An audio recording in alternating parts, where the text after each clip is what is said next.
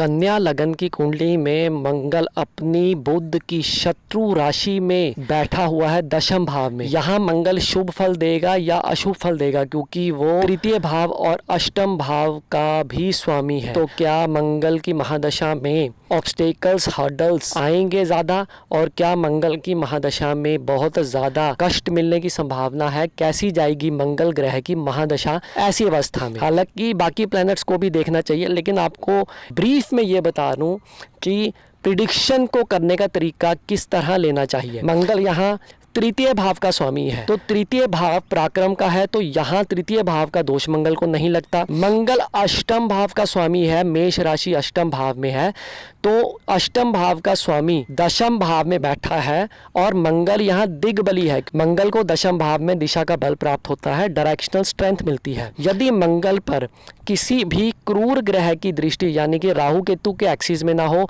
राहु या शनि से दृष्टि ना हो, तो मंगल ग्रह की महादशा यहाँ बहुत ज्यादा शुभ जाएगी। उसका कारण ये है कि अष्टम भाव का स्वामी दशम भाव में बैठा है। तीसरा भाव, छठा भाव, दशम भाव और एकादश भाव उपचय भाव कहलाए जाते हैं। शास्त्रों के अनुसार यदि त्रिक भाव का स्वामी उपचय भाव में बैठ जाए तो उसको त्रिक भाव का दोष नहीं लगता, उसके त्रिक भाव के दोष में बेहद कमी आ जाती है। यहाँ मंगल दिग्बली है, तो यहाँ पर मंगल कुल दीपक नाम का योग भी बनाएगा। शनि पंचम भाव और छठे भाव का स्वामी होकर अपनी मित्र राशि में लगन में बैठा है और अपनी दशम दृष्टि से मंगल को देख रहा है, और मंगल भी अपनी चतुर्थ दृष्टि से शनि को देख रहा है। शनि के साथ यहाँ बृहस्पति लगन में ही बैठा है। ऐसी अवस्था में मंगल अपनी दशा अंतरदशा में और ज्यादा शुभ फल देगा, क्योंकि शनि के साथ एक नैसर्गिक शुभ ग्रह क्लोज कंजक्शन में बैठा है। शनि की अशुभता में कमी आ गई। शनि की दृष्टि यानी कि त्रिकोण की दृष्टि मंगल पर पड़ रही है, और मंगल जो है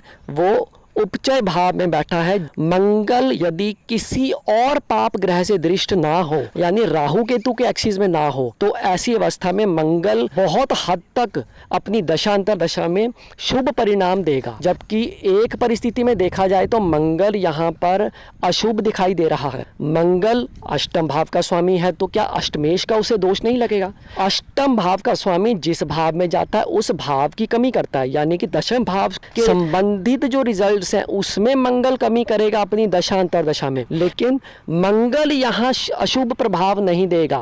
मंगल के जो नैसर्गिक ट्रेड्स हैं वो व्यक्ति को उसकी महादशा अंतरदशा में मिलेंगे। जहाँ दृष्टि पड़ रही है मंगल की, वहां पर भी मंगल ज्यादा अशुभ फल नहीं देगा, क्योंकि अष्टमेश का दोष यहाँ पर उपचय भाव में आने के कारण बेहद कम हो गया। इस तरीके से आप किसी भी ग्रह की प्रिडिक्शन कर सकते हैं कि वो अपनी दशा या अंतरदशा में किस प्रकार का फल देने में सक्षम है। यदि चंद्र कुंडली को भी देखें तो मंगल यहाँ लग्नेश का मित्र है और उसकी मूल त्रिकोण राशि नवम भाव में आ रही है। मंगल चतुर्थ भाव में बैठा है, तो यहाँ पर मंगल जो है वो शुभ स्थिति में दिखाई दे रहा है। इसी के साथ जो अष्टवर्ग चार्ट होता है, यदि उसमें अष्टम भाव में 28 से कम पॉइंट्स लिखे हैं, 28 से कम पॉइंट्स हैं, और दशम भाव में 28 से ज़्यादा पॉइंट्स हैं, तो ऐसी अवस्था में मंगल यहाँ अपनी दशा अंतरदशा में और ज़्यादा शुभ फलदायक हो जाएगा। मंगल ग्रह